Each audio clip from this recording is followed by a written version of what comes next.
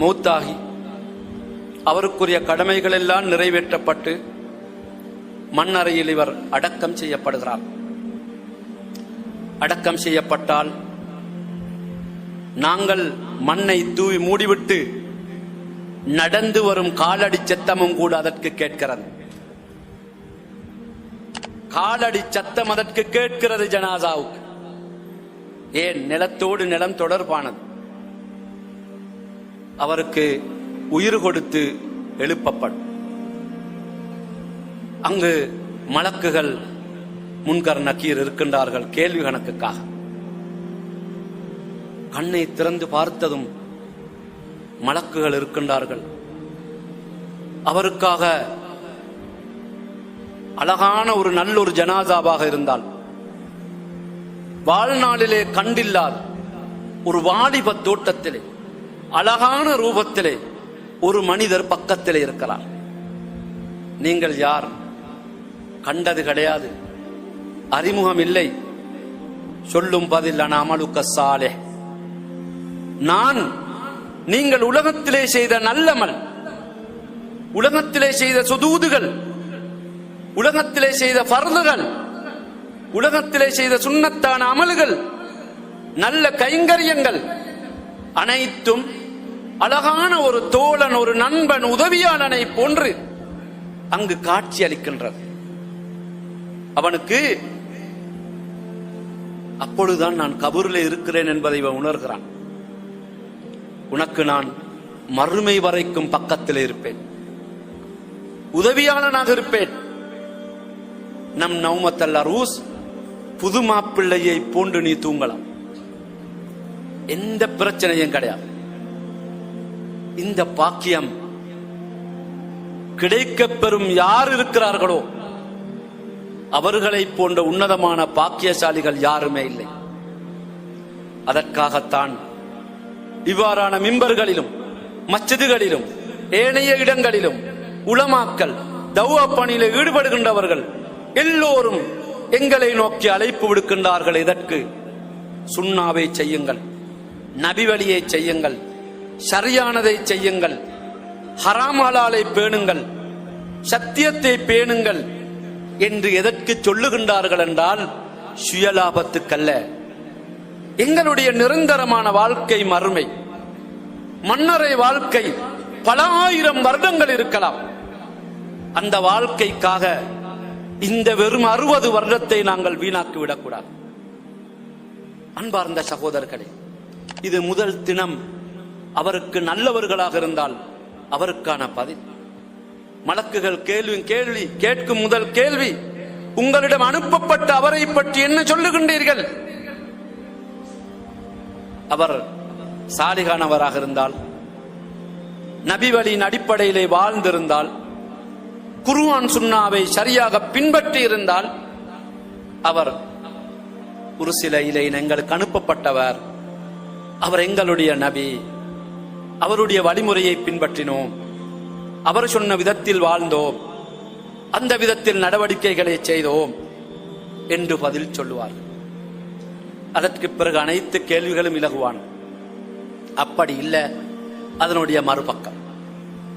அன்பார்ந்த சகோதரர்களே, அவர்களுக்கு கேள்வி கணக்கெல்லாம் முடிந்ததும் முதலாவது கபூரிலே இருந்த ஒரு வாசல் திறந்து நரகம் காண்பிக்கப்படும். நரகம் எரிந்து கொண்டிருக்கிறது. சாலிகானவர்களுக்கு, நல்லவர்களுக்கு கபூரிலே நரகம் காண்பிக்கப்படும். முதலாவது திறந்து காண்பித்து, இதுதான் உங்களுக்கான இடமாக இருந்தது. நீங்கள் நல்லமல்களை செய்ததனால், அந்த நபிகளாரின் சுன்னாவை பின்பற்றியதனால், ஹராம் ஹலாலை பேணியதனால், ஃபர்துகளை, வாஜிபுகளை, கடமைகளை சரியாக செய்ததனால் நீங்கள் இந்த நரகத்துக்குரியவர்களாக இல்லாமல் அடுத்த காட்சி வருகிறது, சுவர்க்கம். இதுதான் உங்களுக்குரிய இடம். இன்று சுவர்க்கத்துக்குரிய கதவுகள் திறக்கப்பட்ட நிலையில், அதனுடைய நறுமணம் கமலும் காற்று அடிக்கப்படும் நிலையில் அவருக்கு தூக்கம் போகும். மஹ்ஷர் வரைக்கும் அவருடைய நிலை நல்ல கனவுகளாக, நல்ல காட்சிகளாக, நல்ல பார்வைகளாக அவருடைய கபரின் வாழ்க்கை செல்லும்.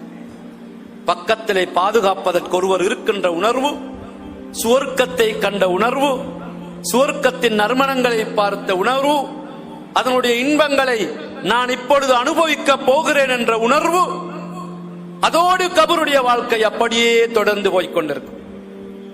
இந்த பாக்கியத்துக்காக நாங்கள் எவ்வளவு கொடுத்து வைக்கப்பட்டிருக்க வேண்டும். இந்த பாக்கியத்தை பெற்றுக்கொள்ள வேண்டும் என்பதற்காகத்தான் இவ்வாறான மஸ்ஜிதுகள், பயான் போதனைகள், கடமைகள், வரையறைகள், ஷரீபிலை அனைத்தும் எதற்காகவென்றால் அந்த மன்னரை வாழ்க்கையின் இன்பத்தை பெற்றுக் கொள்வதற்கான ஏற்பாடுகள் தான் இங்கு நடைபெற்றுக் கொண்டு இருக்கிறது என்பதை மறந்துவிடக் கூடாது. அதே நேரத்தில் அடுத்த பகுதியை பாருங்கள். இவன் தீய ஜனாசாவாக இருந்தால், பாவம் புரிந்தவனாக இருந்தால் அவனுடைய நிலை பயங்கரமானது.